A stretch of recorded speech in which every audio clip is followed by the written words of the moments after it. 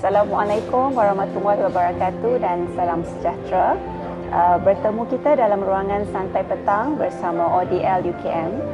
Saya Abriza Anwar yang akan menemani anda pada petang ini bagi mengupas isu pendidikan, khususnya dalam bidang teknologi pendidikan.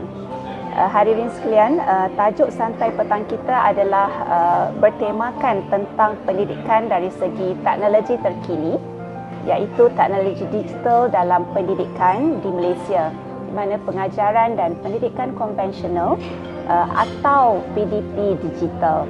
Baik, seperti yang kita semua tahu, kita telah memasuki era globalisasi moden yang mana teknologi digital telah pun berkembang dengan sangat pesat.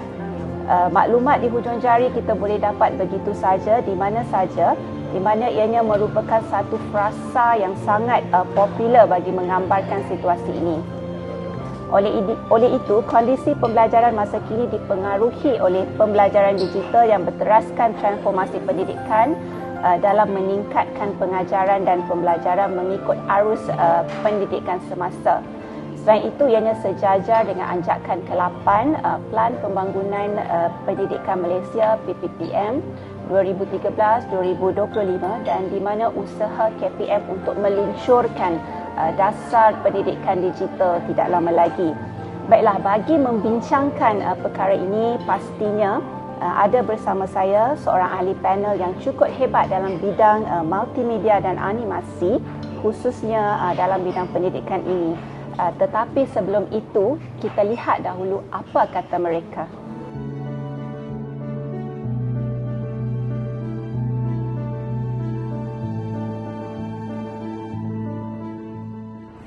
Baik, pada pandangan saya melihat kepada dunia digital yang ketika ini berubah dengan begitu pantas dan juga kita kena berdepani dunia yang mengutamakan pendigitalan. Jadi saya memilih kepada pendidikan secara digital yang mana ini akan memberikan pendedahan kepada para pelajar untuk bersedia menghadapi dunia digital. Tapi kita sebenarnya perlu juga menyeimbangkan dengan kaedah pembelajaran dan juga pengajian secara konvensional agar seimbang kepada mereka untuk berdepan dengan dunia nyata pada masa akan datang.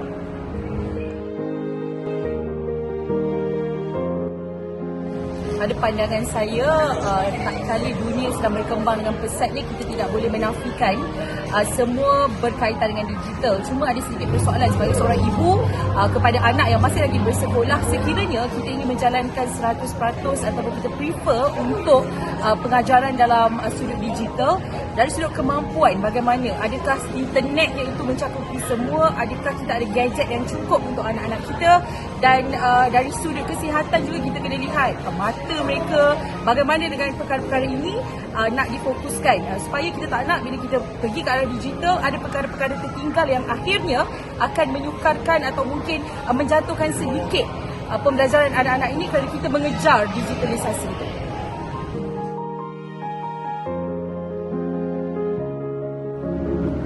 Saya adalah guru mata pelajaran pendidikan seni visual. Saya lebih memilih kaedah hybrid di mana saya menggabungkan digital dan juga konvensional. Kenapa? Kerana dalam seni visual itu sendiri lebih menitik beratkan kemahiran tangan, melukis, mewarna, dan juga kita tidak ketinggalan mengikut peredaran zaman di mana digital itu sendiri akan lebih memudahkan lagi penghasilan karya dan produk. Baiklah, itulah kata mereka. Jadi, apa kata kita? Oleh itu, untuk membincangkan perkara ini, tidak molek sekiranya saya tidak memperkenalkan tetamu jemputan kita pada petang ini. Bersama-sama dengan saya pada hari ini ialah seorang pensyarah dalam bidang multimedia dan animasi daripada Universiti Pendidikan Sultan Idris, UPSI, iaitu TS Dr. Ahmad Nizam bin Othman. Apa khabar, Doktor? Baik, terima kasih. Jadi boleh Doktor kongsikan latar belakang pendidikan Doktor dan juga pengalaman yang berkaitan dengan Doktor. Okey, bismillahirrahmanirrahim. Pertama saya ucapkan ribuan terima kasih kerana sudi menjemput saya sebagai sebagai panel, right? Panel. Sebagai panel untuk petang ni. Saya sebenarnya perjalanan hidup saya tu agak panjang jugalah sebenarnya, sebab saya bermula dengan architecture di UTM Skudai, diploma architecture. Lepas tu saya menyambung pelajaran ke Ijazah Sarjana Muda Pendidikan Seni di UTSI. Dan lepas tu saya bekerja di UTSI sebagai tutor, dan seterusnya saya menyambung pelajaran di UiTM Shah Alam dalam bidang art and design, visual communication dan media. Dia lebih kepada grafik, tapi saya fokus kepada animasi lah. Lepas tu saya sambung belajar di Institut Teknologi Bandung ITB untuk pengajian PhD saya dalam bidang animasi. Okey. So doktor memang pakar dalam bidang animasi lah ni. Alhamdulillah lah, setakat ni macam tu lah, sebab saya akademik dan juga industri saya bergabung. Ini sebab pertamanya sebab saya sekarang ni saya sebagai pensyarah di UPSI di Jabatan Multimedia Kreatif, Fakulti Seni, Kelestarian dan Industri Kreatif. Memang bidang saya tu dalam bidang animasi lah, terutama dalam 3D design dengan 3D animation. I see. Okey, terima kasih doktor. Nampaknya Dr. Nizam ni bukan calang-calang dalam bidang digital. Maksudnya memang dah berpengalaman berapa tahun tadi doktor? Saya involve dalam industri sejak 97. Oh, dah lama. Sehingga sekarang. Sehingga sekarang, daripada 97 hingga tahun 2023. Lebih kurang. Bagi saya satu tempoh yang lama lah dalam bidang ni. Jadi mungkin banyaklah yang boleh dikongsikan oleh doktor untuk tajuk kita pada hari inilah, insyaAllah. Okey. Jadi soalan saya doktor, apakah pandangan doktor berkenaan penggunaan teknologi digital ni dalam pengajaran dan pembelajaran pada masa kini? Dapat saya lah, alhamdulillah lah, memang saya sangat-sangat berharap yang sistem pendidikan kita dah ke arah tu. Kalau diikutkan semasa saya membina DSKP bersama dengan BDT, Yes. Pembangunan Kurikulum, bahagian KPM, pembangunan. memang untuk Form 4, Form 5 tu saya cuba masukkan elemen-elemen digital yang terbaru lah. Contoh untuk fotografi, kita dah tak pakai kamera digital, tapi kita boleh open, mana pelajar-pelajar dia boleh gunakan telefon apa semua untuk eksperimen bagaimana nak ambil gambar yang bagus apa semua lah. Maksudnya pendidikan itu bukan tertumpu lah, ianya meluas. Meluas. Sebab sekarang ni kalau kita tengok, saya suka bermula daripada industri 4.0. Sekarang ni kita nak masuk industri 5.0. Yes. Kalau kita tengok 4.0, kalau kita tengok KPM kan ada 9 pilar dulu kan. Antaranya adalah big data, lepas tu AR, VR, teknologi AR, VR, lepas tu digital kan. Jadi yang ini sebenarnya adalah masa depan sistem pendidikan kita di Institut Pendidikan Tinggi. Cuma yang kalau kita kata untuk pendidikan Malaysia yang daripada sekolah rendah, sekolah menengah apa semua, dia masih belum expose lah. Dan memang saya berharapkan, sebab kalau perkara ini dieksposkan daripada awal, jadi bila dia orang melangkah ke Institut Pendidikan Tinggi, perkara itu lebih mudah. Itu saya nampak macam tu lah. Jadi saya sangat-sangat menyokong lah kalau penggunaan digital tu. Okey. So, terima kasih doktor atas pandangan dan penjelasan. Pada saya lebih menarik dan ianya terperinci lah. Okay, sebelum tu doktor, ada guru-guru kita yang masih selesa dengan kita kata gaya konvensional di mana kita menggunakan chalk and talk. Jadi pada masa sekarang lah, era globalisasi moden ni, kita dah menggunakan banyak teknologi-teknologi terkini. Yeah. Jadi adakah ianya dianggap kolot sekiranya guru-guru ini menggunakan chalk and talk semasa PDP mereka, dan adakah kita boleh katakan PDP mereka ini adalah PDP yang tidak berkesan? Jadi apa pandangan doktor? Saya dari zaman chalk and talk. Kalau kata chalk and talk ni sebenarnya ada sentimental value dia sebenarnya. Terutama kalau berkenaan dengan macam subjek matematik, maths kan, subjek sains apa semua, bila cikgu tu menulis formula dekat notice box tu, pada masa sama pelajar tu dah boleh agak tahu okey formula tu apa berlaku. So dia boleh, sebab mereka dah study. Right. Jadi dia ada dia punya, kalau kita kata excitement dia tu, excited dia tu pada student lah. Kegarahan pada student untuk menunggu cikgu-cikgu tu menulis. Itu sentimental value. Okay. Jadi untuk yang zaman sekarang ni, saya nampak penggunaan digital yes, tapi boleh saya katakan chalk and talk kita tak boleh tinggalkan terus. Okey. Pada masa sama, mana kedua-dua tu dia punya, kalau kita kata dia punya ada pro and cons. Ada kelebihan, ada kekurangannya. itu saya nampak. Macam digital, apa yang boleh kita bawa, macam cikgu mengajar contoh pasal sejarah. Dia bukan hanya mengajar, menulis dan pelajar-pelajar membayangkan. Tapi sekarang kita boleh bawa video apa semua, tayangkan di kelas dan sudah boleh tengok video tu sendiri kan, lebih mudah berbanding dengan kalau chalk and talk lah. Tapi itulah macam saya kata tadi, ada beberapa part dalam pembelajaran tu memang masih memerlukan chalk and talk. Mana kita kena gunakan kedua-duanya sekali berdasarkan pada kreativiti cikgu lah. So maksudnya kepelbagaian lah doktor, Ya, dalam kepelbagaian. kita punya pengajaran dan pembelajaran kita. Tak semestinya kita hanya menggunakan chalk and talk, tapi kita perlu pelbagaikan kaedah dalam Macam pengajaran. kalau kita tengok dari segi teori pedagogi, mana sebenarnya guru dia kena kreatif. Ada ketikanya dia chalk and talk, ada ketikanya dia kan gunakan digital, ada ketikanya cikgu tu sendiri menggunakan pendekatan. Contoh macam dia belajar muzik, contohlah muzik muzik. Tiba-tiba dia masuk, dia berpakaian macam apa ni, berpakaian Snow White ke apa semua. Pelajar-pelajar tersettle, ini kita nak belajar apa ni kan?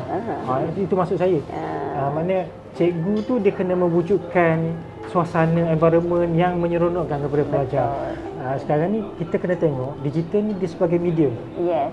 Dia bukan core. Sebab kadang-kadang ada juga yang salah faham, kalau tak digital kelas tu tak best lah. Dia sebenarnya suasana tu lah. Kepelbagaian lah. Kepelbagaian. Okay. Jadi bagaimana guru-guru ni nak jadikan PDP dalam bilik darjah tu macam lebih seronok, lebih kata interesting, boleh nak menarik minat murid. Sebab kadang kan cikgu ni bila masuk kelas, murid tak ada rasa semangat nak belajar, murid bosan. So apa yang guru ni boleh lakukan dalam PDP dari konteks mungkin digitalisasinya? Masalah kita sekarang ni, generasi baru ni dia lebih kepada digital. Dia bangun pagi dia dah main game. Betul. Baru ni dia tengok TV, Netflix kan. Jadi bila dia pergi sekolah, benda tu tak ada. Jadi bila dia pergi sekolah dan dia mengharapkan perkara sama berlaku. Jadi bila kita tengok, kalau saya tengok kebanyakan pengajaran pembelajaran macam menggunakan ADM digital contoh, macam slideshow ke apa semua, dia masih lagi one way. One way punya pengajaran pembelajaran pedagogi lah. Kalau kita dapat terapkan two ways punya ni, contoh macam ada interaction dengan pelajar, contoh macam slide dan pelajar tu dia ada juga, dia boleh control ke ataupun dia boleh touch screen ke apa semua. So itu yalah, itu masih panjang lagi tapi mungkin boleh berlaku akan datang. Mungkin apa ni menggunakan AR kan, menggunakan apa ni gadget yang sesuai. Contoh macam ada gambar tembikar ni, macam kajian pelajar saya lah, tembikar gambar, dia letak tab, tembikar tu bangun 3D dia. So dah ada kajian tu, PhD pelajar saya pun dah grad pun. Dia buat apa ni pengajaran pembelajaran menggunakan AR dalam pembelajaran. VR saya pun senang, dia macam masuk museum, dekat apa ni skrin nanti dia boleh tengok museum tu tapi secara VR. Dia boleh tengok keseluruhan. Itu apa tu? Tu VR. Tu VR. Digital lah. Mana katalah dia pembelajaran katalah subjek sejarah berkenaan dengan museum ataupun masjid. Dan pelajar tu bila cikgu tayangkan video, dia bukan video yang satu warna ada tapi dia boleh pusing tengok atas bawah dan dalam tu VR kan bergerak. Macam tu. Itu mana itu mungkin boleh menarik minat pelajar lagi lah. Sebab pelajar sekarang ni dia lebih kepada two ways. Dia kita bukan macam dulu dah, apa kalau kita kata dulu hanya cikgu saja yang bercakap berpusatkan guru. Tak, dia lebih two ways. Mana involvekan pelajar sekali dalam pengajaran. Itu sebenarnya. Okey. Jadi doktor juga pakar kan dalam bidang animasi multimedia ni, macam doktor cakap tadi, student doktor menggunakan apa AR untuk penghasilan medium pengajaran. Jadi ada tak aplikasi interaktif yang doktor boleh sarankan kepada guru-guru kita ni lah gunakan semasa sesi PDP mereka? Itulah setakat ni boleh saya katakan kebanyakan aplikasi ataupun perisian di pasaran sekarang ni memang kebanyakannya dah start untuk open source. Open source ni makna sesiapa saja boleh download dan tanpa bayaran. Contoh macam 3D. Dulu kalau tak ada 3D Max, 3D Maya, dah kita tak dah buat 3D dah, tapi sekarang ni kita boleh download Blender kan, satu software yang open source, tak perlu bayaran, sesiapa saja boleh belajar 3D sekarang ni. Macam slide show pun sekarang ni pun dia bukan Microsoft saja yang ada, Microsoft Office saja yang ada. Kita ada Preza, kita ada Prezi, kita ada kan, kita ada Canva, banyak lagi software lain, termasuk yang kalau untuk belajar drawing ke apa semua pun kita ada, bukan selain Photoshop tapi kita banyak lagi drawing, apa paper book, yang notebook, mana kita boleh draw terus. Mana sekarang ni kalau nak kata limitation tu dah makin berkurang, mana guru-guru perlu jugalah mana dia melihat software ni dan dia kena belajar juga. Dan saya sangat teruja lah untuk berkongsi. Kalau kita tengok sebenarnya Kementerian Pendidikan Malaysia melalui bahagian buku teks tu, macam awal tahun ni mereka menghantar pegawai mereka untuk belajar Blender sebenarnya. Belajar apa tu Doktor? Blender software 3D yang mana mereka nanti akan memfokuskan kepada untuk subjek untuk pembelajaran di sekolah tu. Nanti mungkin akan involvekan juga AR apa semua kan. Mereka dah ambil pendekatan awal lah. Itu pertama. Yang kedua, MDEC sendiri pun sekarang ni memang dia memberikan kursus Betul. Kalau kita kata secara online lah, bermula daripada zaman COVID dulu 2021. Saya cuba jugalah masuk untuk setahun tu, saya try semua kursus, memang sangat mudah dan senang dipahami. Mana dia buat kelas secara online hujung minggu, Sabtu Ahad, dan selepas kelas tu dia bagi CJ lah kefahaman apa semua tu. Mana itu percuma. Memang kebanyakan kalau kita kementerian cuba membantu lah sekarang ni. Cuma saya rasa mungkin maklumat tu tak sampai. Tapi itulah, nanti saya akan tengok juga. Kalau saya boleh share, insyaAllah malam-malam saya akan share dalam Facebook saya semua. Saya sentiasa share lah. Maksudnya latihan sentiasa kepada guru tu adalah kita kena tengok, kalau kita kata digital ni ataupun zaman digital ni, dia bukan hanya murid saja yang perlu tahu. Sebenarnya dia dua pihak, mana murid dan juga guru. Okey. Jadi okey Doktor, ni kira macam soalan yang kira terakhir lah ni, penghujung. Dia agak macam sikit serius lah. Okey, mana kita sedia maklum yang mana Kementerian Pendidikan Malaysia KPM dia akan meluncurkan dasar baru, iaitu Dasar Pendidikan Digital. Jadi, dan kita juga sedia maklum lah Doktor, macam contohnya di kawasan-kawasan pedalaman kan, ataupun kawasan yang kekurangan, serba kekurangan, maknanya kawasan yang tak ada akses internetnya, perantinya. Jadi, adakah Doktor rasa dasar ini kita dapat diaplikasikan atau dikembangkan sepenuhnya? Jadi apa pandangan Doktor lah sekiranya dasar ini sepenuhnya digunakan nanti? Sesuatu dasar tu sebenarnya dia akan mengambil masa yang lama sebenarnya untuk dijelmakan secara 100% tu, dia akan makan masa. Cuma walau macam mana pun kita tak boleh menunggu contoh berapa 50%, 1% baru kita nak start. Kita kena start daripada awal, dan bila kita start dasar tu akan ada kelemahan apa semua, dan kita akan tengok kelemahan ini macam mana kita nak mengatasi kelemahan. Contoh macam di kawasan pedalaman, masalah internet apa semua. So nanti kerajaan akan cuba memperbanyakkan mungkin talian ataupun wifi apa semua tu nanti di kawasan pedalaman, gadget. Mungkin pemberian gadget secara percuma atau macam mana, wallahualam. Tapi perkara-perkara ini ialah untuk merealisasikan sesuatu dasar tu memang dia akan masa dan memerlukan banyak pihak untuk membantulah. Jadi saya nampak perkara ni sebenarnya kalau saya tengok yang cuba mengimplementasikan dasar, satu pihak yang mengamalkan dasar, yang ketiga pihak yang kondensasi. Tapi kalau saya tengok sebenarnya dia kena ada tiga-tiga pihak. Dia tak boleh yang condemn tu yang dia kena ada. Saya nampak sebab bila ada kritik, jadi kita akan ambil kritik secara positif. Itu yang penting sebenarnya. Kita jangan tengok secara kritik secara negatif, kita tengok positif. Kat mana yang tak cukup apa semua, kita akan tampal kat situ. Kita akan berikan fokus kita di tempat yang sama lah. Itu insya-Allah. Jadi saya nampak tak ada masalah, insya-Allah perkara ini akan direalisasikan dan masyarakat Malaysia keseluruhannya akan ke arah ke digital lah. Okey. Jadi kiranya banyak jugalah perkara yang kita bualkan hari ini yang Doktor kongsikan dengan kita pada hari ini. Jadi Doktor, selanjutnya sebelum kita menutup tirai perbincangan petang ini, Jadi apa harapan doktor tentang untuk memertabatkan teknologi digital di dalam pendidikan pada zaman inilah? Saya akademik, dari sama saya industri jugalah, terutama dalam bidang animasi lah.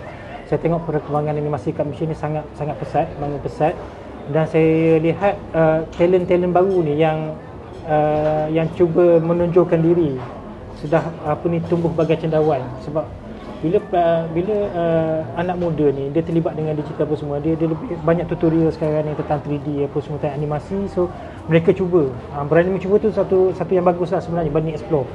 Jadi untuk yang indie-indie ni, yang kalau dia ada satu grup sekarang ni dekat Facebook, dekat ni kita namakan Indie Animation lah. Dan sekarang ni kalau tengok animation pun sekarang ni kita dah ada satu gerakan iaitu Animai. ANIMY. Sekarang ni dia cuba dikenalkan diri sebagai kalau kita kata animasi Malaysia. Sebenarnya memang perkara ini memang dah lama kita orang perjuangkan, dan sekarang ni nampaklah dia punya kesan positif tu. Jadi harapan saya semoga pelajar-pelajar ni kita bantu, kita bantu mereka, kita tunjukkan jalan, kita permudahkan, terutama dari segi peralatan ataupun kemudahan-kemudahan lain bagi mereka untuk explore. Sebab bagi saya kebanyakan talent yang kreatif datangnya daripada kawasan-kawasan yang kita sendiri pun tak menyangka yang mereka ni berada di kawasan, contoh macam di kawasan Kelantan, Terengganu. Sebab macam student saya daripada Kelantan, dia adalah salah seorang pengarah untuk Ejen Ali Movie. Itu kan. Dan kebanyakan macam kalau kita kata yang compositing, kreatif, artis yang buat karakter design semua, kebanyakannya memang daripada kawasan-kawasan yang bukan daripada bandar. Yang itulah saya nampak. Yalah, macam saya katakan tadilah, kalau kita nak luncurkan dasar pendidikan digital kan, macam mana dengan kawasan-kawasan pedalaman tu. Jadi inilah yang kita nak bantulah, supaya diorang punya kreativiti dapat ditonjolkan lah. Doktor kan? Okay, terima kasih doktor kerana sudi bersama-sama kita pada petang ini untuk bersama-sama berkongsi lah pengalaman doktor untuk semua mendengar dan mendapat maklumat lah tentang isu-isu khususnya dalam bidang teknologi sekarang lah. Terima kasih ya doktor. Okay. Baik, secara konklusinya, norma kehidupan kian berubah. Pembelajaran digital telah menjadi satu keperluan dalam global dunia pendidikan. Seiring dan bertepatan dengan transformasi pendidikan negara, warga pendidik harus menempuh segala halangan dan cabaran pembelajaran demi melonjakkan kemenjadian modal insan menghadapi dunia alaf baru. Baik, terima kasih diucapkan kepada tetamu kita pada hari ini, iaitu Dr. Nizam kerana sudi meluangkan masa beliau dan berkongsi pengalaman serta pandangan untuk bersama-sama kita pada hari ini. Jadi semoga ianya memberi manfaat dan dorongan kepada semua.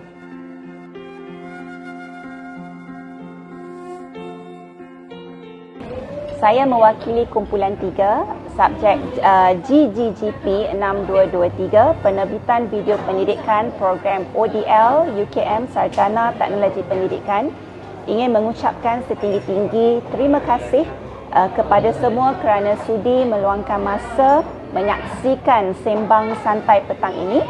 Semoga kita berjumpa lagi di lain ruangan. Salam sejahtera dan salam madani daripada saya. Terima kasih.